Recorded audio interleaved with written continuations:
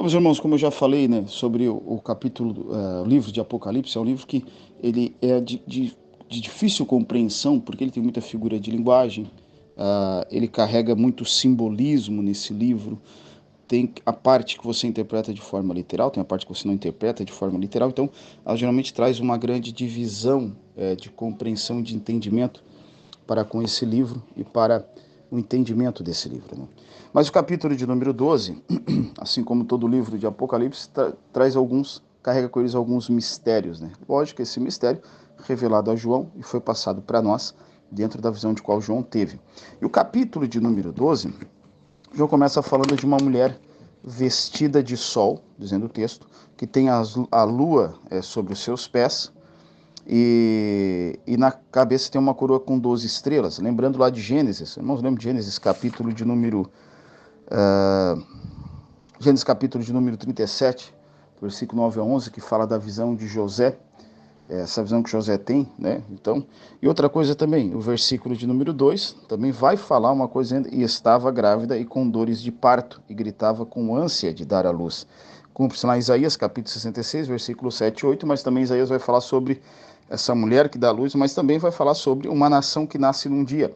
Então, quem é essa mulher aqui? Alguns dizem que é Maria, a Igreja Católica gosta muito de falar que é Maria, outros dizem que é a nação de Israel, mas o texto vai trazer para nós assim, dá uma compreensão melhor sobre a nação de Israel, mas também dá uns relances, vamos dizer assim, né?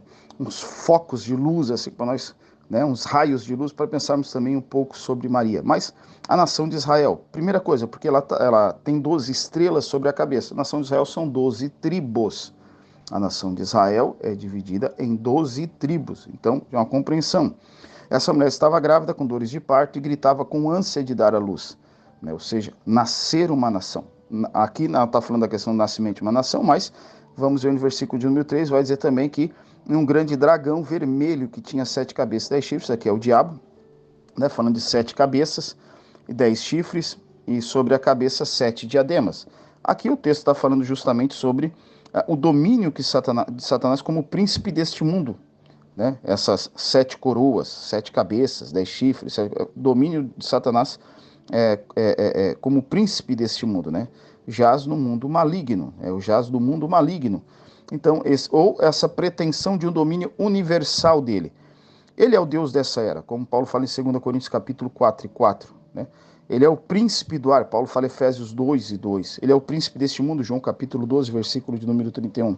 Mas ele não é Deus. Ele não é onisciente, não é onipresente, não é onipotente, não é nada dessas coisas. Mas é um adversário. O diabo é um adversário, né? Então o texto vai falar desse que é o adversário, que tem o projeto de tentar frustrar o nascimento desse menino. E ele vai dizer que nessa rebelião do versículo de número 4 que ele teve nos céus, né? E a sua cauda levou após se terça parte das estrelas, ou seja, os anjos que rebelaram contra o Senhor, sob o comando, né, do diabo, né? Que alguns dizem que é Lúcifer o nome, mas o nome Lúcifer não está na Bíblia, arrasta uma terça parte dos anjos do céu com ele, que vem para a terra para fazer essa guerra contra os homens. Você vai ver que no versículo de número 10 vai dizer assim, ó, e ouviu uma grande voz no céu que dizia, do capítulo 13, né? Chegada está a salvação, e a força e o reino do nosso Deus e o poder do seu Cristo, porque já o acusador, Satanás, o acusador, né, de nossos irmãos é derribado, o qual diante do nosso Deus os acusava dia e de noite, né? O diabo, o adversário, é derribado o acusador. Eles o venceram, essa batalha, feita nos céus, pelo sangue do Cordeiro e pela palavra do seu testemunho. Lembrando que a Bíblia diz que o Cordeiro já foi sacrificado antes da fundação do mundo, né? Versículo 12, pelo que alegrai-vos os céus, nos céus houve festa por causa disso, e vós que neles habitais. Mas, para os que estão na terra, para os que vivem sobre a face dessa terra, o texto vai dizer, ai dos que habitam na terra e no mar, porque o diabo desceu a vós com grande ira, sabendo que já tem pouco tempo. O diabo sabe que tem pouco tempo, então ele vem para fazer um estrago contra os homens. Então houve essa batalha. Essa mulher que dá à luz a um filho, versículo de número 6, perdão, versículo de número 5, e deu à luz um filho, um varão que há de reger todas as nações. Quem é esse filho? É o Senhor Jesus Cristo, com vara de ferro. a mulher foge para o deserto onde já tinha um lugar preparado por Deus. Deus esconde essa mulher, a nação de Israel, para que ali fosse alimentada durante 1260 dias. Já falamos no capítulo de número 11, que são 42 meses, que equivale a 3 anos e meio. Então, está falando desse período, que são de 7 anos, 3 anos e meio da tribulação. Lembra? Da grande tribulação está falando aqui sobre esse texto. E o versículo 7 vai falar dessa batalha que houve no céu, né? Miguel e os seus anjos batalharam contra o dragão. E o dragão não prevalece, o diabo, né? E os seus seguidores dos céus, seus anjos caídos, ele é derrubado, ele é precipitado, Satanás é lançado, e aí surge alguma dúvida, alguma divergência de opiniões acerca de quando foi isso que aconteceu. Foi antes da fundação do mundo? Aí outros dizem não, foi durante ali a criação do mundo, né? Nós podemos pensar que foi durante a criação do mundo, né? Por que podemos pensar nisso? Ou até mesmo antes da criação do mundo, porque quando Adão e Eva estão lá no jardim, quem está lá? A serpente, a antiga serpente, o diabo está lá para iludir Eva, para enganar Eva e Adão, enganando os dois, né? Eva, tanto Eva a mulher, né, quanto Adão o homem, engana os dois, e nós podemos pensar que ele já estava lá. E aí, ele vem com isso para tentar frustrar os planos. Ele vai dizer, enquanto o dragão viu que fora lançado na terra, perseguiu a mulher que dera à luz o varão, a nação de Israel. E fora dada à mulher 2 asas, tal. Vai falando aqui, versículo de números 15, né? E a serpente lançou da sua boca atrás da mulher água como um rio, ou seja, um monte de pessoas, povos, né? Nações, para que dela, pela corrente, fizesse arrebatar, né? Tentando matar a mulher, né? E a terra ajudou a mulher. Versículo 17, o dragão irou-se contra a mulher e foi fazer guerra ao resto da sua semente, nação de Israel, o resto da semente, os israelitas, e também alguns dizem a visão da igreja, todos aqueles que se rendem a Cristo por causa de Cristo, que é a semente, né? O resto da semente, Cristo é a semente, e daqueles que fazem parte do resto da semente, que vem dessa semente que é Cristo. Então, tem essas divergências assim, essa nossa, mas é mais ou menos rapidamente esse entendimento. Capítulo 3 vai falar sobre a besta que subiu no mar. Uma coisa também no capítulo 12, lembrando os irmãos que desde que Maria ficou grávida, quando ela estava grávida, o anjo Gabriel apareceu em sonho a José dizendo, tome a Maria e fuja com ela para o Egito. Né? E ele foi justamente com Maria para lá porque Herodes queria matar, né? Então houve sempre essa perseguição. Agora o capítulo de número 13, a besta que subiu do mar. Aí quem é essa besta? Ele vai falar aqui de 2 bestas, né? A primeira besta que aparece no versículo 1 ao versículo de número 10 parece ser um personagem político. Já a segunda besta vai parecer um personagem religioso. Mas só que ambos recebem o poder e orientação de Satanás, que é o dragão, né? Que é o enganador, que é o imitador. Então aqui nós podemos ver no capítulo 13 como a trindade celestial, né? Vamos assim dizer, também há esses 3 personagens para formar, né? O diabo é o imitador, né? Como se fosse essa trindade, né? Tem o Deus Pai, Deus Filho e Deus Espírito Santo, que é o diabo, o anticristo e o falso profeta, os 3. Então, o João vê subir do mar, ou seja, quando o mar fala de pessoas, geralmente é essa figura, uma besta que tinha 7 cabeças e 10 chifres, sobre o chifre 10 diademas. Então, fala desse poderio, né, de domínio. E sobre a cabeça o nome de blasfêmia, já vem blasfemando, né? Quem vai dizer que blasfema contra Deus. Vai dizer também, e viu uma de suas cabeças como ferida de morte. Então essa besta ela foi ferida de morte, uma dessas. Depois essa chaga mortal ela é curada e faz com que todas as pessoas venham se maravilhar por ela, né? Encanta estas pessoas. E eles acabam adorando o dragão que deu, e adoraram o dragão que deu à besta o seu poder. Quem é o dragão? É o diabo. Então as pessoas vão adorar o diabo. Né? E hoje já tem muitos adoradores do diabo ainda. E adorarão a besta, dizendo, quem é semelhante à besta, que poderá batalhar contra ela, ou seja, quem tem poder para vencê-la. Então está encantando as pessoas, né? Enganando. Foi-lhe dado uma boca para proferir grandes, capítulo 13, versículo 5, né? Grandes coisas e blasfêmias, e deu-se-lhe poder para continuar por 42 meses. Então, olha bem, 42 meses, já falamos isso? 3 anos e meio, lembra? São 7 anos, 3 anos e meio. E abriu a boca em blasfêmia contra Deus.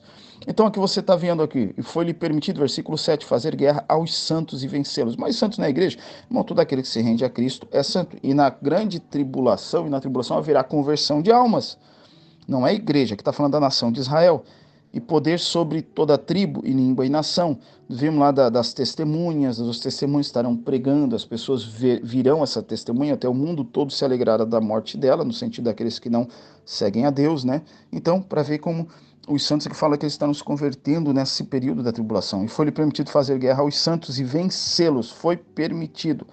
E adoraram-na todos os que habitam sobre a terra. Adoraram quem? Nós estamos vendo aqui, sobre a besta, que foi ferida de morte. Mas quem adora essa? Versículo de número 8, cujos nomes não estão escritos no livro da vida, do Cordeiro que foi morto desde a fundação do mundo. Então, aqui está falando dessas duas bestas. Um será o anticristo, o outro será o falso profeta. Agora a besta que subiu da terra, uma subiu do mar, subiu da terra.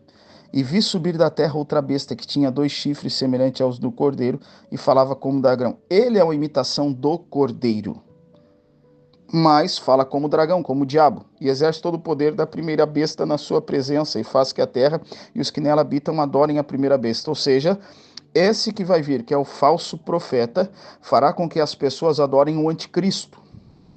Fez grandes sinais, de maneira que até fogo faz descer do céu. Vê como o diabo pode enganar os homens, até fogo ele faz descer do céu, irmão. O diabo está dando poder. O diabo deu poder, tanto para o anticristo quanto para o falso profeta. E eles farão esses sinais para enganar as pessoas. E enganos que habitam na terra com sinais que foi permitido que fizessem presença, foi permitido da besta, ou seja, do anticristo, dizendo aos que habitam na terra que fizessem uma imagem à besta que recebera a ferida da espada. Então vão fazer uma imagem do anticristo e vão adorar essa imagem. Ela foi ferida para a morte, mas o anticristo viveu. E foi-lhe concedido que desse espírito à imagem da besta, para que também a imagem da besta falasse. Então, a imagem da besta vai falar do anticristo, e as pessoas ficaram admiradas com isso. E vai dizer no versículo 16, faz com que todos pequenos e grandes, ricos e grandes, livres e servos, lhes seja posto um sinal na mão direita. Lembra que tem os 144 mil que foram assinalados? Agora aqui está falando daqueles que serão assinalados, que receberão um sinal do anticristo, né? Para que ninguém possa comprar. Quem não tiver esse sinal não pode comprar, não pode vender, não pode negociar, não pode nada. Só quem tem esse sinal, mas quem tem esse sinal já pertence ao anticristo, já pertence ao diabo e já está condenado. Aqui é sabedoria, aquele que tem entendimento calcule o número da besta, porque é o número de um homem. Então está falando que é um homem, o seu número é 666, que é toda uma questão aqui, para nós vamos falar agora por causa do tempo, mas tem toda uma questão aqui para falar sobre esse número 666, que é o 666. Alguns diziam que era o código de barra, né? O código de barra, há um tempo atrás, né? É o código de barra, outros não, agora é você implantado um chip na mão direita ou na testa. A Bíblia não diz que é um chip, não diz que é um código de barra, mas é alguma coisa, né? Algumas pessoas ficam até com medo de ter um cartão de crédito com chip, né, irmão? Mas o texto não está falando que seja isso, entendeu? Então, há muita probabilidade de muitas coisas que podem ser, mas realmente as pessoas serão controladas por eles.